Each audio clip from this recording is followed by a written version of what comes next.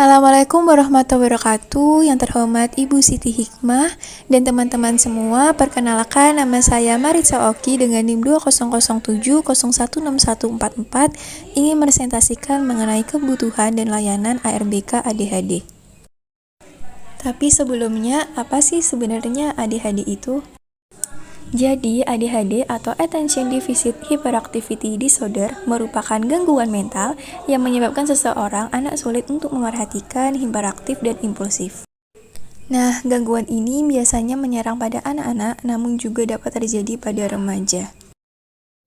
Selanjutnya, mengenai kebutuhan RBK ADHD.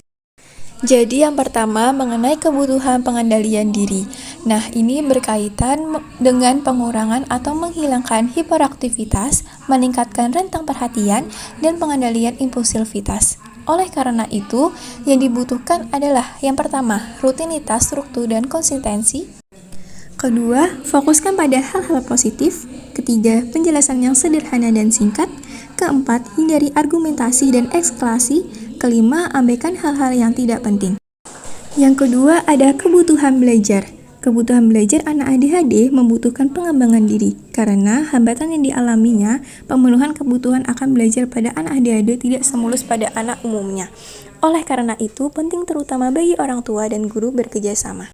Untuk memenuhi kebutuhan belajar anak ADHD pastinya tidak mudah. Nah, dibutuhkan pengetahuan dan keterampilan yang lebih. Dan yang paling mendasar adalah ketangguhan, kesungguhan, dan kesabaran dalam membantu anak belajar yang memang lain dari yang lain. Nah, berikutnya mengenai layanan pendidikan RBK ADHD.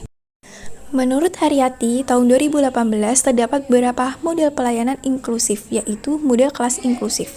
Model kelas ini menyertakan peserta didik dalam kurikulum peserta didik di kelas reguler.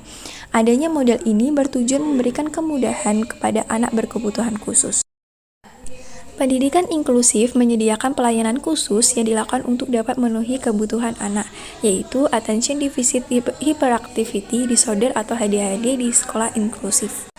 Terpenuhinya kebutuhan anak berkaitan dengan pengendalian diri dan kebutuhan belajar yang diharapkan mampu menjadi individu yang berfungsi secara optimal di lingkungan sosialnya, termasuk di sekolah.